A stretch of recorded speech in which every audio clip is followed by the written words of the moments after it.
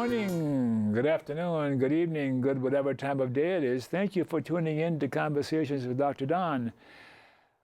For your first-time viewers, Conversations with Dr. Don is an ongoing series of one-hour standalone talk shows where I interview interesting people like most of you out there about who they are as unique, one-of-a-kind individuals and about whatever it is that we have decided to talk about. And this evening we're going to talk with my old friend Ben Lewis about the Curmudgeon Cafe.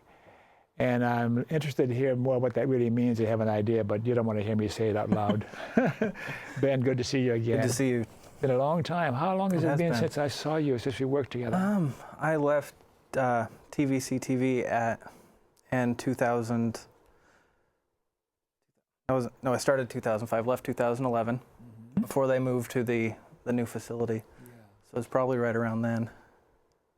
Long time. And you have a lot of stories to tell me, I'm sure, about what's been going on with you since you left TVC TV.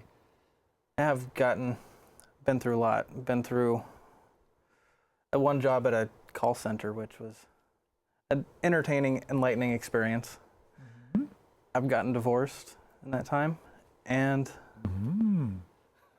well, save those for some of those questions I'm going to ask you, and we'll have some interesting stuff to talk about.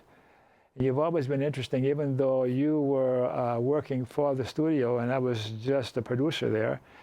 And it was always fun talking about things other than television productions and those few moments that we had that were out of the ordinary. And I never thought that I'd see you in this situation again where I'm interviewing you. And incidentally, I'm going to come on and your podcast and do that thing. I'd be curious to see what you do, because you're a bright young man, and I saw a sample of what you're doing in your Curmudgeon Cafe, and I'm impressed, and I'm very much going to look for some more. Okay, so shall we go through the bio stuff first of all and see what's going on with you personally? Sure. And your full name is? Benjamin Timothy Lewis. Timothy, that's an interesting name. How'd you get that name? Well, the first two names are biblical, and the last one is just my last name. Oh, are you very Christian? A lot less than I used to be. Okay, I'll let that go for now. As you know, I've always got a trick question or two. I love trick questions. Okay, you ready for it? Sure. If I would ask your best friend, who is Ben, what would your best friend say? Be your best friend. Ben is what? My best friend would say Ben is, pretend you're him. You know what I say? Yeah, Ben is. Yeah. He's a good guy. Really? I think he's a good guy. I'm acting now. I'm sure. And your best friend knows you pretty well then. Mm-hmm. Good guy. Why would he say you're a good guy? I think I'm helpful. I like to help people. Yeah. I enjoy working with people, and that's one of the reasons I enjoyed my job at the cable access station for so long. Is I loved helping people and meeting people and communicating with interesting people. Yeah, that was a quality about you. You're always pleasant to talk with about anything, work or anything else, because if that's, your best friend has got a good idea and he's accurate in saying what you're about. And I think he would also say I'm a good listener. I can't hear you. I'm a good listener. Exactly. Okay. And when and where were you born, Ben? I was born, I believe it was St. Vincent's, right over there in Beaverton. In Beaverton, Oregon, which is right next to Portland, Oregon. Right next to Portland, yeah. Do you remember when you were born? 1983, December 9th at 2:30 in the morning. You remember it well. Well, no, I was doing some astrology stuff a little while ago and asked my mom when it was, so I haven't forgotten. Yeah. Ready for your next trick question? Certainly. Why were you born? Why was I born? I believe I was born to be, to some extent, an entertainer. I don't feel like I can be in front of the camera, but I want to be a storyteller of some kind. I want to write stories, tell stories, and help other people tell their stories. And that's a lot of where this podcast came from that we're going to talk about here is I want to entertain people. I want to help people understand themselves and the world they live in. And you feel good when you do that, huh? And I feel great when I do that. And a lot of that did come from that religious background, because I believe that's what Jesus did. He was an entertainer. People would go and sit and listen to him, and that's what they did with their free time. I've never heard that before. Jesus was an entertainer. Primarily, what was that his motivation, to entertain, or was there some other reason? Entertainers are teachers, whether they want to be or not, and teachers are entertainers, whether they want to be or not. See, that's an example of what you just said, that what fascinates me about you. I never know quite what you're going to say, and it's always oftentimes slightly different. And that's one of the other. I like to make people think about things in different ways than they may have thought about it before. So that's okay. That's why I exist. That's why you exist. Yeah. Okay. And I'm the son of a carpenter. Son of a carpenter. Okay, yeah. Sorry. Just anytime you want to. I love it. Yeah. Anything significant about your racial, national, or cultural heritage worth telling the viewers about? I think human beings are a great species. You do, huh? I'm a mutt. If we're gonna go down to what, like, I'm Pennsylvania Dutch, Native American, just English. My last name is definitely an English last name. It's a very common one, but Lewis, yeah. I don't have any particular racial or ethnic pride other than I'm a human, and I think humans are wonderful. They're creative, they're creators, and I love seeing what comes out of what people do. Do you think that humans are the superior species of all species? In the creative field, definitely. I mean, as far as on this planet is concerned, I can't speak for extraterrestrials. But as far as storytelling and architecture and art, I definitely think we are above.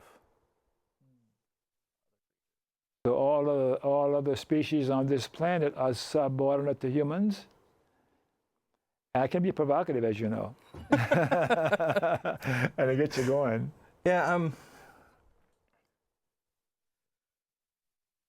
we need to be stewards of the planet. It's our job to protect. It's our job to take care of the situation that's here. How good are we at doing that now? Probably not as good as we need to be, but I think we're probably as good as we can be at this point in our existence. That's why we have governments, to be sure we're better stewards of the planet, right? Well, governments are people. They've got the same problems as the people running corporations that might be destroying the planet. You're still in the bin, I remember. I had a good time. Always had a good time with you. So, a religious preference, do you have one now, and did you have one before? I'm currently still a Christian. I'm not attending a religious service, religious meetings of any kind. I dabbled in Buddhism for a while. Oh, how long did you do that? Probably about 6 months. That was very enlightening. Your choice of words are delightful, enlightening Buddhism. It was good, and it was what I really enjoy about studying different religions and different things like that is there's a common thread that seems to go through all of them. Yes. And there's always some, and the good ones are about the true meaning of most of them are making yourself a better person. And I think it's about focusing on it. I think that even Christianity and Buddhism and any religion that's really is primarily a selfish religion. Because if you're working on yourself, I don't think you're hurting other people. If you're working on yourself, you're actually helping other people because you're putting yourself into a better situation where if somebody came to you for help, you can do that. And part of making yourself better is helping other people. And you've made yourself better through the years? I believe so. And how old are you now? I am 31. 31. Are you going to get better as years go by? I hope so. I always keep learning. Yeah. What religion did you have as a child, as a youngster growing up? I grew up Christian. What kind of Christian? A particular denomination? I grew up in a Nazarene church.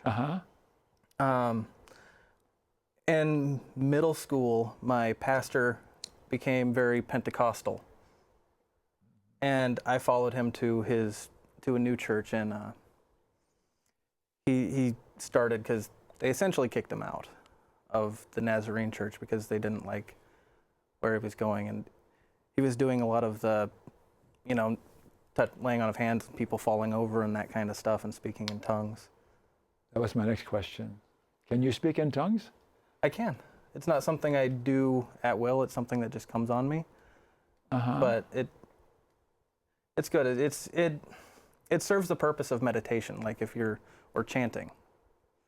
Like when I was doing the Buddhism, trying that out. The chanting that I was doing with them had the same effect on me. You're a unique kind of a thinker. I try to be. I like that. And do you belong to a particular church or religious Christian group now?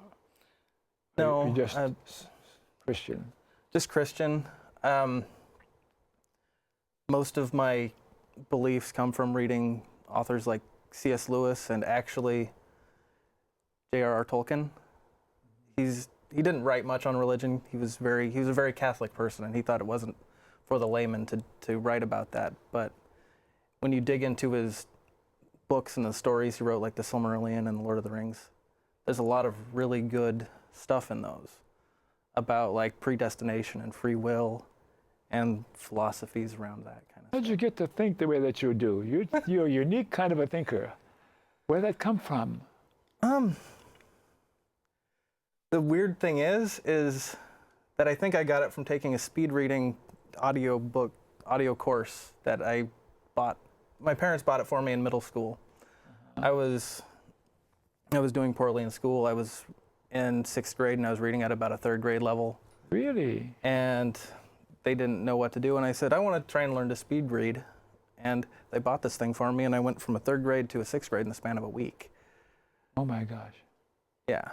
So, but one of the things he said in there was something about schema, which is a word that means like blueprints or plans. But I can't remember exactly the way he put it. But always have things rolling around in your head. Sure. So, like the guy that created the periodic table of elements, I don't know the specifics about it, but sure. He had ideas about playing the violin and the different chords and notes you could play on there, and something about the way those octaves worked in to help him laying out the periodic table. I don't know the exact details, but that idea of taking knowledge from one area of your life and applying it to others is... That's a good answer to the question I asked. Well, what I was really curious about is your mom or dad, what's your genetic inheritance that has you thinking the way that you do? Your mom or dad think this way, or your brother? My dad. Like, I think I got a lot of that kind of thinking from my dad. Because he was never... He was always working with his hands. And really, I think I got it from my grandpa, his dad. Because somebody would challenge him to do something, like just offhandedly challenge him to do something, and he would just do the craziest things. He would build clocks for people. And he built a clock that looked like a coffin, and every hour on the hour would just have a blood-curdling scream come out. And it was like... but he just made the craziest things, and... Unique kind of a thinker? Unique thinker. I would always tell people that the only television family I ever really felt like I could relate to was the Addams Family. Yeah. Because he literally had like a stuffed bear, and He's also the owner of the world's biggest Spiro T. Agnew wristwatch. He puts his foot in his mouth every hour on the hour. Folks, I warned you about Ben, didn't I? But it's just the way he thinks and the stuff he would create. Like, he made this thing he would sell to people. It was a diet fork. It was a fork that had the middle two tines folded down and had a lock in it. So you'd have a hard time eating with it. Anyone ever accused you of being dangerous? You're thinking you're so independent. I am dangerous. I'm a dangerous thinker. Yeah, let's continue on. About your education. Anything about your education the viewers would be curious about? I'm mostly self-taught. I graduated high school. You know what that means when I do this? That means me too. Yeah, I got a PhD and I'm mostly self-taught through the years. And I think the real reason anyone should get an education is because they want to learn about something. You don't want to do it to get a job. You don't want to do it you want to do it because it's something you're passionate about. And it's something you really want to know more about. And so anything I'm interested in, I'll literally go to Wikipedia just to start and learn. Wikipedia. And Wikipedia is not always the most reliable source, so I try and find other sources. But usually Wikipedia is enough to stave off my curiosity for a while. I love Google too, yeah. Oh, I'm too much of a Google fanboy.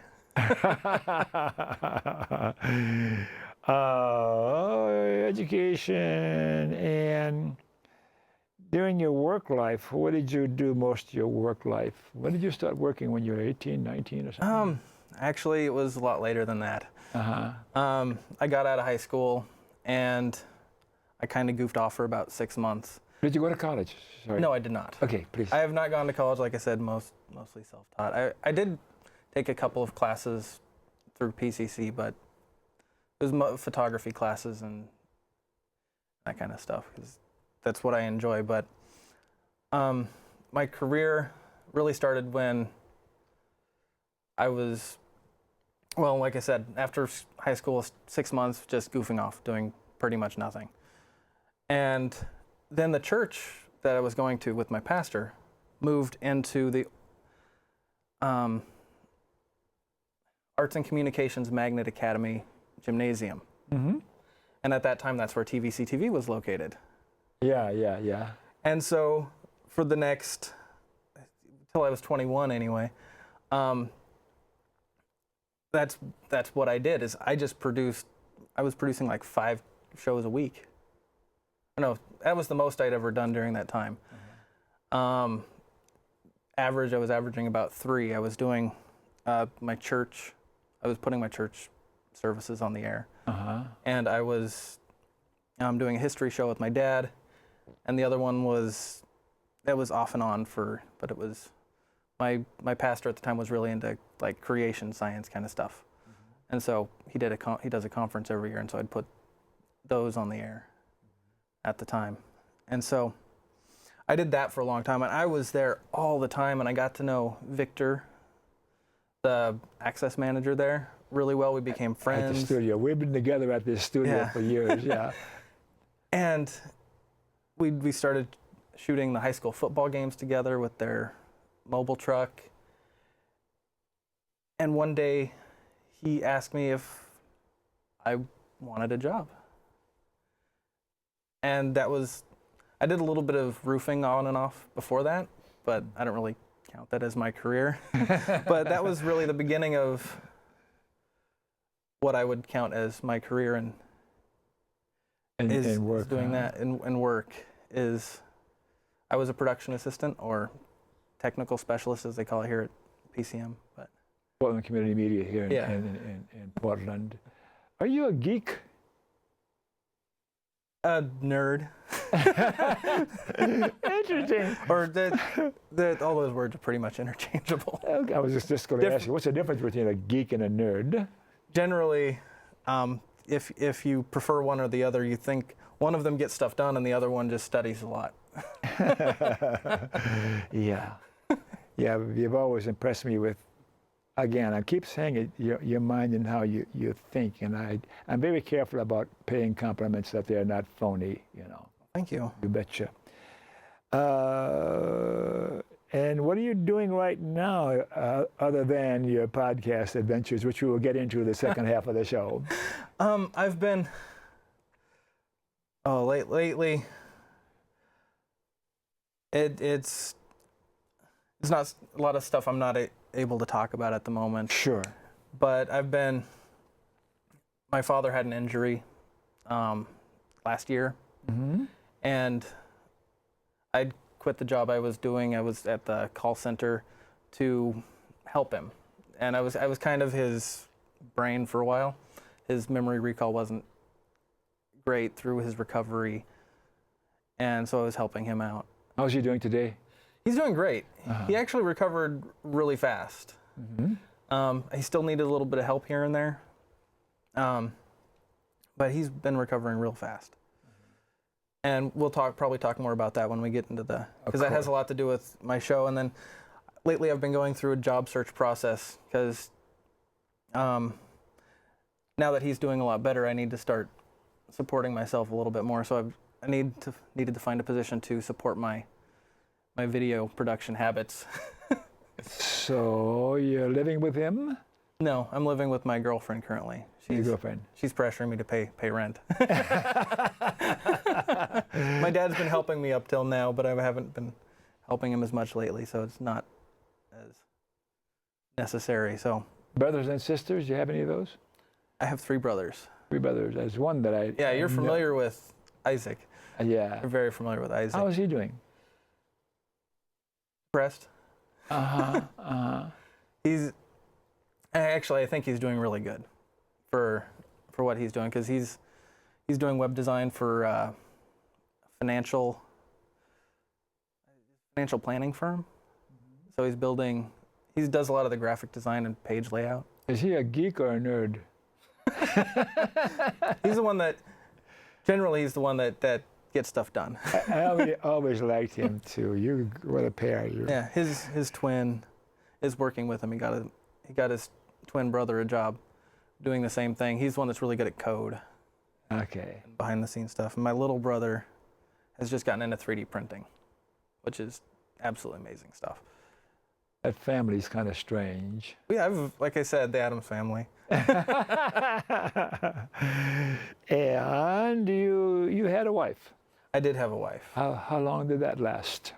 I think it lasted, the actual marriage lasted, that was 2012, it was 2008. So 2008 to 2012. And that was a learning experience. Yes. Most everyone nowadays have got 2 or 3 or 4 marriages, so you're going through yours earlier. Yeah, that was. I got started early on that. But it not something I'd like to talk about, because I still like her, I still care about her, but I just couldn't handle. In fact, sometimes I'll do work and hang out with her with my ex-brother-in-law. So I don't want to disparage her in any way. Does your dad like you?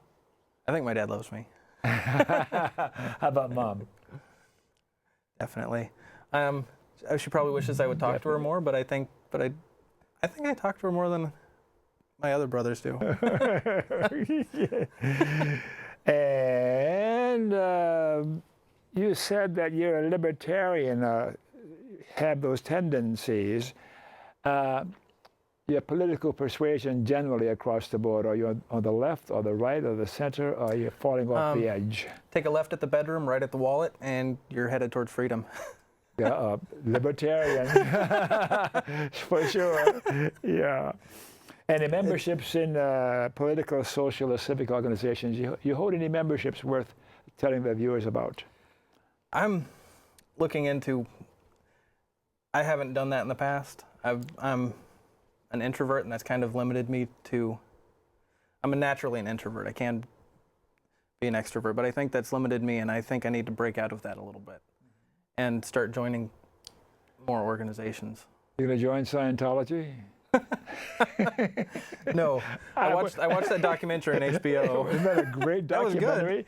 Yeah. HBO is really good. They produce really good stuff. We'll get talking about that. Now we talk about HBO forever. Persons from the past or alive today that you admire or look up to. Any names come to mind for you other than your dad? C.S. Lewis and Tolkien. Why?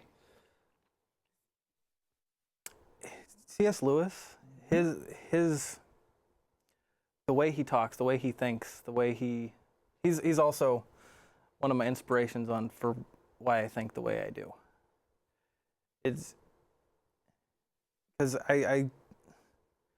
he doesn't, when you're reading his books like Mere Christianity or Problem of Pain or any of those, he doesn't start out with the premise that Christianity is true. Mm-hmm. He starts out with, let's see what the world actually looks like. And you can agree or disagree with what he comes up with, but the way he comes up with it and the way he works it all out, I think it's brilliant. I mean, and so that's why I look up to him. And then Tolkien for the way he created, his ability to create this world that he created in The Lord of the Rings and The Hobbit and all that, and make it all cohesive. And then the more I learn about him and like his whole study of philology and like where words came from and etymologies and all that, was brilliant in his study of like Beowulf, and he wanted, because everyone at the time was studying it as if it was like where it came from and what parts came from where and who wrote this, and he wanted to actually discuss it as a literary work. Like he wanted to discuss the soup, but not the ingredients in the soup. The soup as itself. Anybody in political life that you can think of that you particularly admired in our country or anywhere in the world? Any names? Politically, I don't follow politics usually. Yeah, I have my own opinions. Yes, of course. But I have never really. I used to follow it when I was more on the right side of the aisle. Uh-huh. I used to follow it, and I used to listen to Rush and Lars and all them, and it all turned into listening to the same thing over again. What side of the aisle are you on today, right or left? I like to think I'm more in the middle. I'm a lot more in the middle than I was. I like my personal opinion, and the way I behave for myself, I try and behave more on the right. But I would like to think that I'd fight for people that want to live on the left side as well. Okay. I've been asking this question for so many years, and I've got it down in my head. There's a number of people I admire, and you no need mentioning Hitler and Stalin and those guys who I don't admire, but it comes down to Jesus, and I am an agnostic or atheist nowadays, and Gandhi and Martin Luther King. So I've got those pretty well, and I feel good about that. So I definitely look up to Jesus, but I figured that was a given my...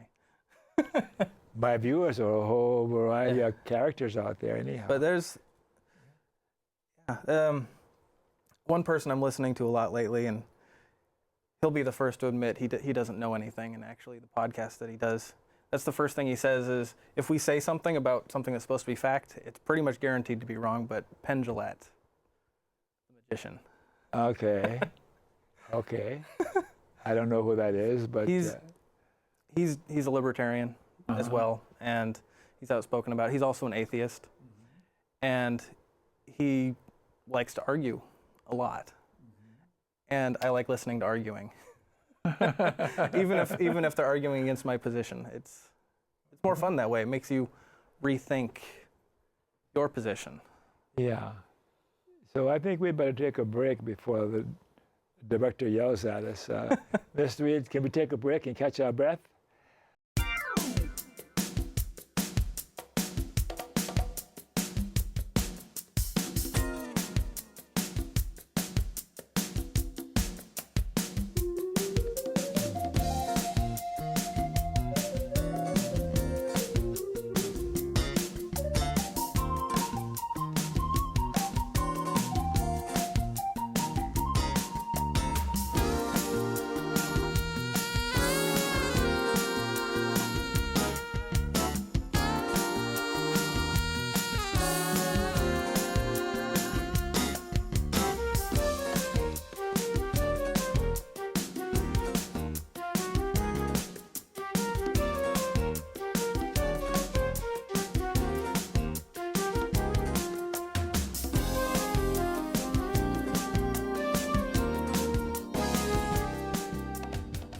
Okay, we're back, and thanks for staying tuned. And for you viewers who missed the opening of the show, you're watching Conversations with Dr. Don, which is an ongoing series of 1-hour standalone talk shows where I interview interesting people like Ben Lewis here, my guest tonight, and he's decidedly interesting if you watch the first half.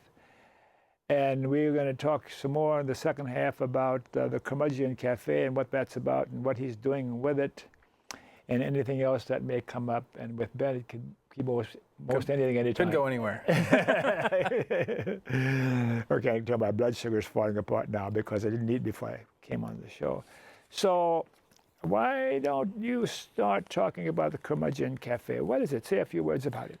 Well, the Curmudgeon Cafe is a podcast. And a podcast is? A podcast is, well, this was back even before I worked at TVC TV.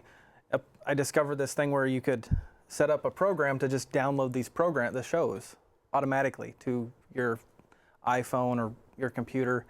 And it was like listening to talk radio, but you didn't have to wait for your favorite show to be on. It was just there. And where's it stored? Well, you can only watch it live, or? Well, it's stored on one of these anymore. Okay. So basically, at 3 in the morning, this thing will go out and check all the, essentially it's a blog, it's an audio blog. So this will go out and check all the audio blogs that I've subscribed to and download any new content directly to my phone. You forgot that I'm 87 years old pretty quick. And a few words about a blog. What's a blog? You got all kinds of people watching this show, you know. Okay. A blog? Please bear with me. Actually, you always said you modeled the show after Charlie Rose, and that was the first show that I heard about what a blog was a long time ago. And what a blog is essentially it's like a journal. So that's what it was used for originally, is people would type up stuff about their lives, and eventually it became to use more for news. And it's a different way to get your news than say a newspaper. And it's available, and how do you get it? Oh, it's all on the internet. So it stands for weblog. Weblog. Weblog. So it's. And you have to have an address for it. So you have a website. Mine is curmudgeoncafe.net, and I use a service called Blogger. It's through Google. Like I said, I'm a Google fanboy. And it's easy to use. I don't have to know any special code for it or anything. And anyone can start one. And you can share your opinions. And you can write stories, you can share whatever you want on these things. And it's designed to automatically update people. I appreciate you being kind enough to bring me back into the 21st century. And my viewers, I apologize for showing my ignorance, but I'm still learning. So go on. Yeah, so and it's all based on something that's called Real Simple Syndication, or RSS. Real Simple Syndication. Mm-hmm.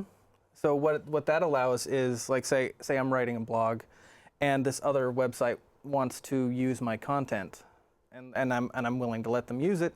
All they have to do is put in like the address for my blog, and all of a sudden my content can show up on their website. Or if you have like a reader on your phone, all they have to do is put in the address and it'll automatically update whatever reader you have. So you don't actually have to go to that website all the time. It allows the content to be brought to you. I think I want to go back to the 20th century. You're giving me a headache. So let's go on and talk about your Curmudgeon Cafe. Okay, sorry. And yeah, that's a lot of technical. And you're doing well describing it. Yeah, it's the first time I've had anybody take the time to. I was embarrassed to ask anybody else, but I've always asked you stuff when I was totally ignorant about television production. And I hope I explained it in a way that was understandable. Yeah, but I knew you would. What this show is, I didn't know it at the time. Like we went over earlier, I don't have college education, so I didn't know it was called oral tradition.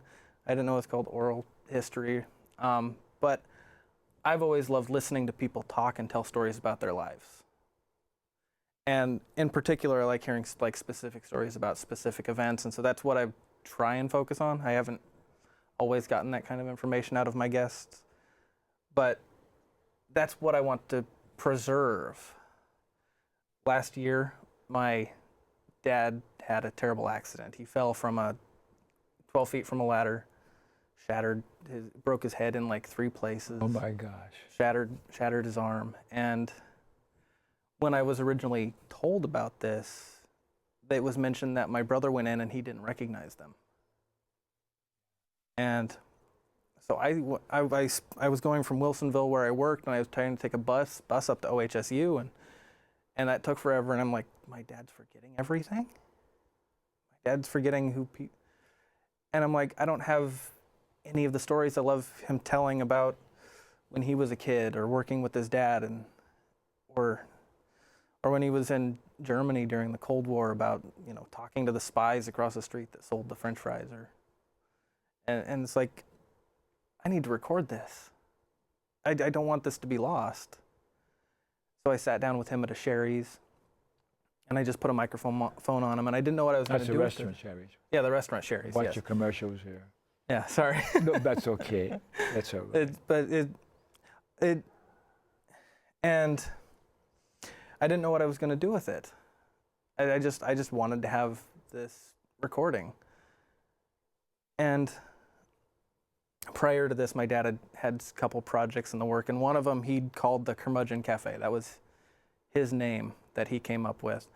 And when in his mind, he thought a curmudgeon was somebody that has lived long enough and earned the right to be kind of crotchety and whatever the actual definition of a curmudgeon is. And he wanted to have an event where he'd invite the public in to have coffee with somebody that had a particular skill or particular knowledge, and just sit and have a chat with them. And he wanted me to, you know, videotape these sessions and put them on the internet, and that kind of fell by the wayside. And this so is before his injury. Yeah, this was before his injury. It turns out he didn't have amnesia, by the way. I don't know if his eyes were swollen to the point where he couldn't see, and that's why he had said he didn't recognize people. Okay. But so I've left. I forgot that part. And his brain is working near 100% now, so he's recovered quite a bit. But that idea kind of fell by the wayside after his injury, and as I was sitting in the diner, and he was telling me all these stories, and I heard clinking of glasses and stuff happening in the background. I'm like, you know, this is the Curmudgeon Cafe. This is what it should be. And it was just one of those moments where I'm like, yes, this is something I've always thought about doing, even back when I worked at TVC TV, before I worked at TVC TV. That's a studio here in the Portland area, right in the valley. Yeah, community television. Yes. Where I worked before. I had an idea of going to retirement communities, or just find, you know, someplace where there's lots of people that have lived for a long time and lived through a lot, and just document these stories. And I'd never actually done it. I'd thought about doing it, and I'm like, I just need to do that right now. So there's a significant percentage of the population that would appreciate what you're doing in those stories. Stories by curmudgeons. Mm-hmm. And well, I mean, that's the story of the creation of it. Sorry if I interrupted you there. But I can go on about like people I've interviewed, or if you have any other questions about it. Go on with whatever you want to go. Okay. So as I've been doing this, a lot of the people I've been interviewing are either people from my past that I've known, like you, and a woman named Rita Sandler that I worked with at TVC TV. I even did one with Timothy Herman. I don't know if you remember. Do you know Timothy Herman? Vaguely. Vaguely. But I've also been interviewing people that my dad has introduced me to. One guy, they do a reenactment of the Oregon Trail for 4-H in Portland. Yeah. That was a really good one. One of my favorite ones was a man named Larry Hiskett.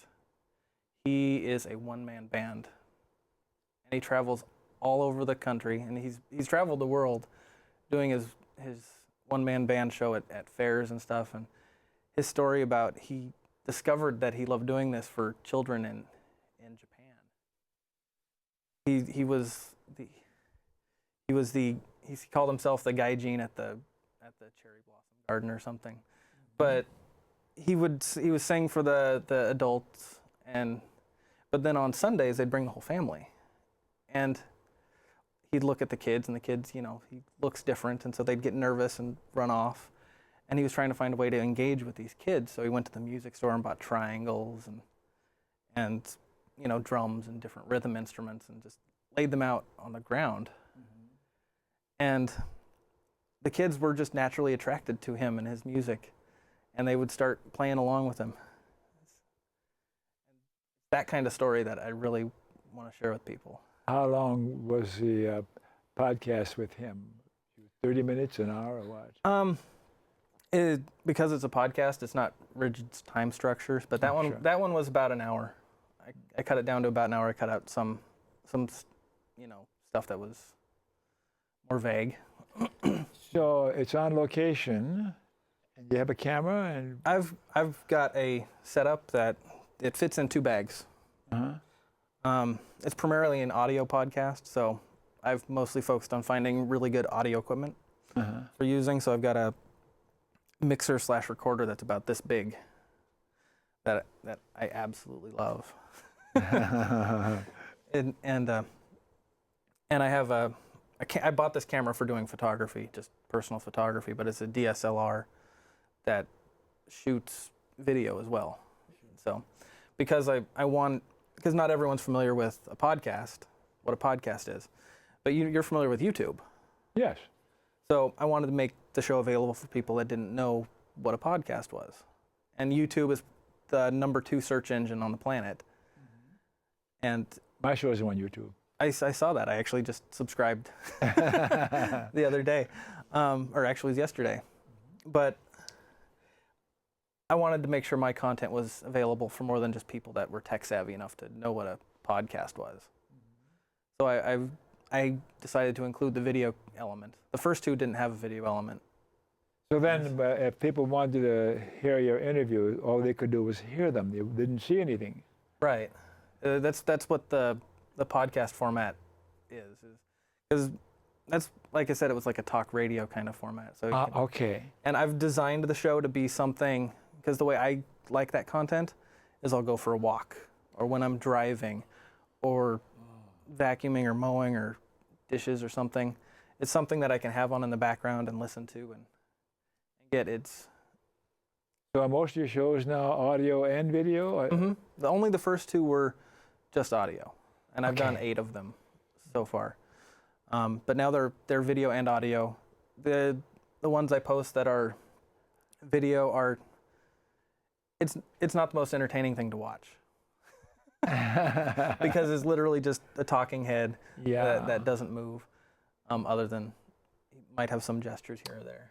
So you ask questions or invite something for your guests to say? How does the interchange go between the 2 of you? Or is he just going solo nonstop with you saying something now and then? I'm still deciding how it should be in the long run. I've tried different things. Most of them so far I've tried to make it so that it's this person telling their story. It's not a conversation. Okay. That's the way I've been doing it. I've heard feedback that it's either too long or people would like more conversation in it, and I've tried to accommodate those. So what do? You tell your guest, tell me your story. Exactly. What is it that you would want to tell me that people may be curious about hearing? Something like that? I usually start out like you do, when and wherever you're born. Yeah. And tell me about your childhood, like what affected you as a child. Interesting. And usually they'll give me a vague overview, and then I'll try and dig in on something that was like, you mentioned your father was a cop. Is there any specific stories about him being a police officer that you remember? Are you a psychologist wannabe? I guess. Yeah. One of my interviews actually said, I guess I didn't know this was going to be the psychoanalysis podcast. Yeah. So. And you enjoy that very much. I enjoy that. And your guests like it because of how you are with them. I hope so. I believe they are. I think I get good stuff out of them. Get good stories. Some people, I'm discovering it's difficult to get some people to tell specific stories about specific events, which is really what I'm looking for, because I think that's more entertaining, and in the vague overview, and I think you can learn more from specific stories about particular events than you can from a grand overview of, I grew up here and I moved to this place, and so I'm still learning how to interview people. It seems like you have that ability that I say I talk to people about from time to time. To get a person to tell their story, I have to be interested, genuinely interested, and that will come across. Because everybody wants to talk about themselves, but only if someone is really interested. Otherwise, why do I waste my breath or my time? Right? And it's a thing that's beyond just the thinking about it. It's being genuinely curious about a person and what they're about. And I'm naturally curious or whatever, and if you say something that I can learn something more, and I like being with you because I find I still learning little things that I don't get from most people. I'm glad to hear that. Yeah, really. I'm thinking about doing my own podcast. Well, another one where it's, because I do like to talk about my beliefs and the interesting reasons why I believe the things I do and the interesting things. Yeah. And I think that would be fun to share that to some level. And I just haven't been able to bring up my courage enough to put myself out there like that. Uh-huh. And I think this is a good exercise for doing that. I want to stay with you and see what you're doing as your podcast. Your ability to do that develops. Sure, it will be interesting to see you evolving and getting better at it. We had a couple comments in an email you sent me. I want to ask you about those, unless you want to go on some more about your podcasting. Oh, we can talk about whatever. All right. Fine. You said you have fairly strong opinions about police and government involvement in the lives of individuals. What do you mean by that?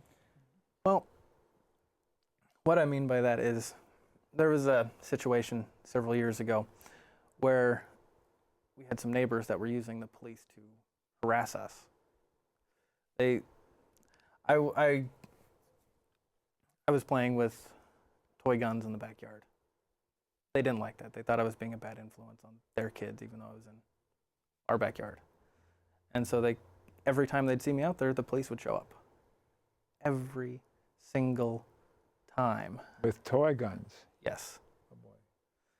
And it got so bad that the police stopped showing up when they called, and they'd start showing up at their house but the fact that it was even a question, and anytime something happened that was remotely, it was the fact that the police were able to be used to harass someone for that long. Why would they do this? Any idea? Why would those people, your neighbors, behave this way toward you or saw you as a threat? I think they were super religious. I think that had a lot to do with it. Oh, yeah. Personally, but I really don't know these people. Were they libertarians? No. No. If they were libertarians, they probably would have come over and played with the guns with me. Yeah. But it was, and another time that my uncle got pulled over for, I can't remember what he was pulled over for. I think it was like a taillight being out or something. But he has a problem with one of his eyes. And so the officer thought he was drunk at the time, and he was arrested at that point. Because, I mean, he did the breathalyzer and was still. But and I know that police are important, but I think they're too focused on like dealing with, like, I've never done drugs or anything, but like all these shootings that have happened. Yes. I don't know what the situations were on those, but I'm probably assuming those people weren't being violent to begin with. It was probably some it may have been some drug-related thing or something, but if you're not approaching someone because they might possibly be doing something illegal, you're not going to mistakenly think they're threatening you. And one of the things that came out of one of these shootings was the police in New York stopped, they basically cut back on their involvement on anything that wasn't like a violent crime. And I don't follow the news very much. They got to justify their existence. I mean, after all, you're paramilitaries. Never mind. No, I'll grind my axe. Yeah, I've become a lot more of a pacifist on pretty much everything. And for me, a personal aside here, when I see law enforcement, policemen, or firemen in a public place, in a supermarket like that, I always go up to them and thank them for the work they're doing. I'm not anti those people at all. No, I'm not anti-police. No, I didn't think you were. I'm not anti-police, but I'm anti, just the government wanting to, the laws about, there used to be blue laws about what you could and couldn't do in your bedroom. There's no reason that the government should be involved in that at all. Yeah. And I believe the same thing for drug use. I don't use drugs. I don't even drink or smoke or anything like that. But if they weren't having to do that... Come on, don't you sneak a martini now and then. I'll try a beer once in a while, but Okay. I think it tastes like piss water most of the time. It has to be a really good beer. Sorry. Okay. You need to beep that? Yeah, a couple of minutes more.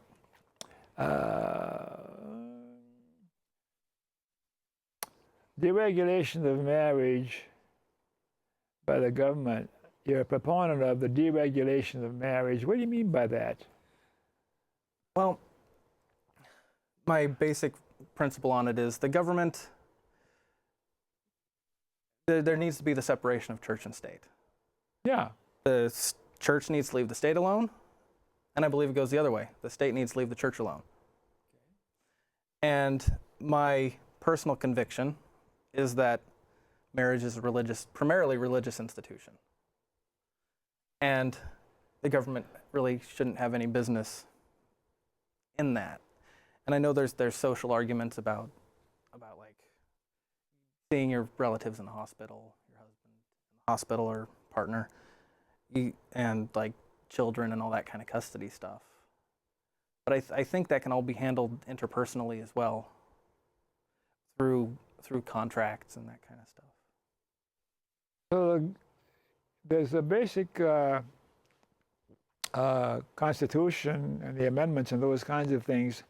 So if someone is behaving in a way that violates those basic principles that govern our behavior as a nation, as a society, as a culture, then the government steps in and says, hey, you're violating the principles of the Constitution here with the position you're taking on whether or not you make a cake for a person because they're... Mm-hmm.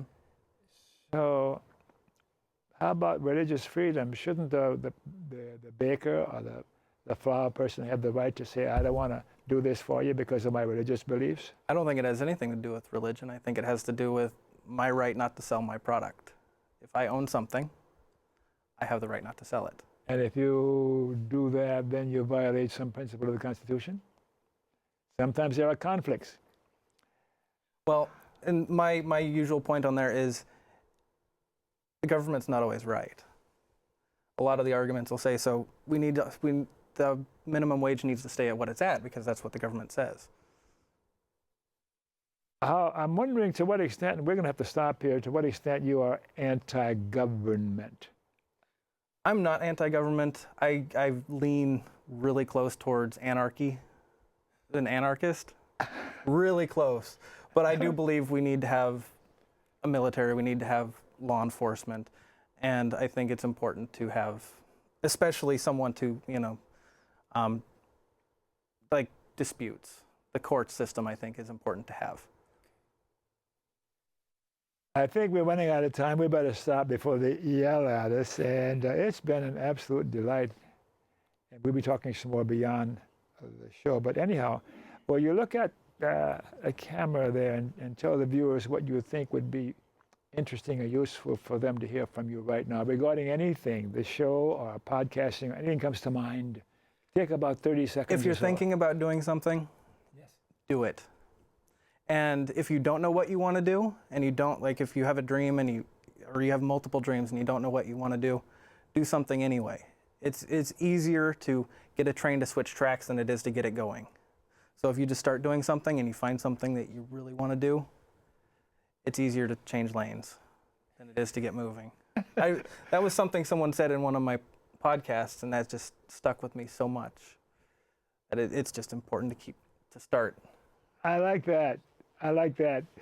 So you want to do some shutdown stuff here, some PSAs, Mr. E, to watch my shows on the web, Google Don Baham, YouTube. There's hundreds of shows on there, all sorts of interviews, and some people nearly as interesting as Ben. And our civil liberties are in serious jeopardy because of the way things are going. The American Civil Liberties Union, go to that website and learn more about the ACLU and the wonderful work they're doing to protect our civil liberties. And remember, KFC, not that KFC, not Kentucky Fried Chicken, Dr. Don's KFC. Kind, friendly, and charitable. Be kind, be friendly, and be charitable, especially to you, Mike. Thanks again for watching.